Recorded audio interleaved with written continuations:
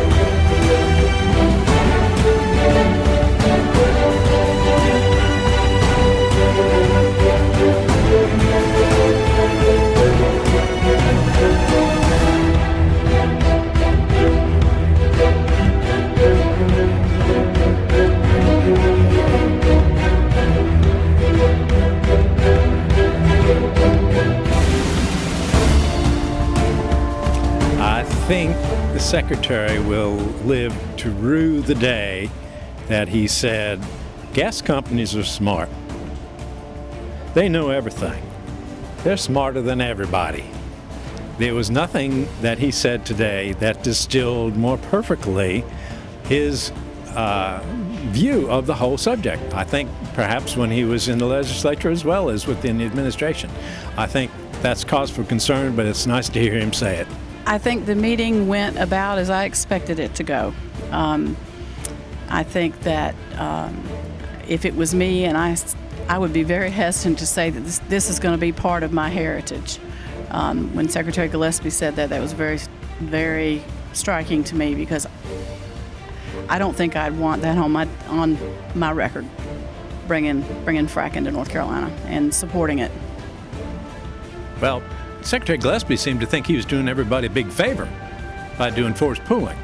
And it was kind of curious. Everyone that pressed him from all of the community groups that we had there in the room there today, the more he was pressed, the more he seemed to head for his touchstone of I'm looking out for the little guy, which became less and less obvious the longer the meeting went on. In fact, the meeting adjourned when we finally pushed the question as to why were there any exceptions whatsoever, any percentage for forced pooling. In other words, why don't they require 100% participation from landowners in an area which is going to be fracked?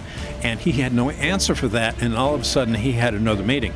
I think this is an area that we need to explore. I think it's their Achilles heel, and that was an important takeaway from today's meeting.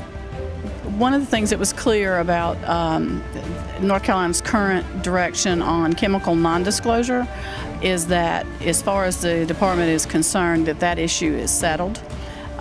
We do not think that for families and for first responders and physicians that having to sign gag orders, having to wait 2 hours for response, not knowing what they've been exposed to, we don't think that's settled for the people of North Carolina. I'm Peggy Wirt. I'm from No Fracking in Stokes County, obviously, Danbury, North Carolina. And my impressions of the meetings was that Mr. Gillespie was just like any other politician in North Carolina, where he tries to spin everything to make it sound like it's good for the citizens.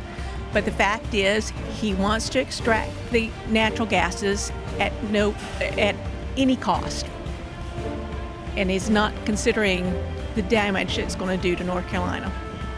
Yes, my name is Kim McCall. I'm from Richmond County, and I'm the Secretary for Concerned Citizens of Richmond County. I live in Hamlet, North Carolina. My opinion of Assistant Secretary Gillespie is that, let me find a nice word, he's politically incorrect.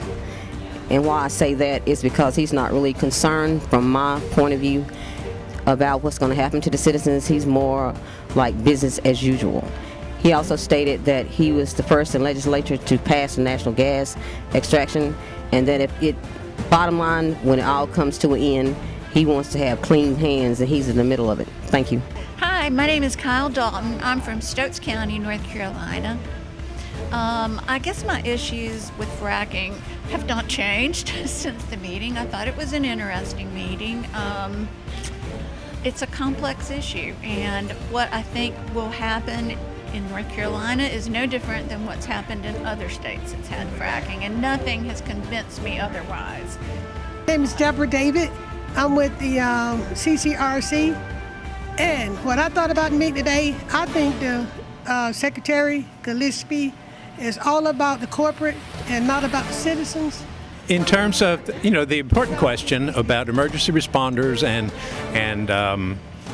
and medical emergencies, and what chemicals are disclosed there, another one of their touchstones was trade secrets, and the fact that he's admitted that the definition of immediate was kind of like parsing. It's like what the meaning of is. He said that the immediate would be defined by the company,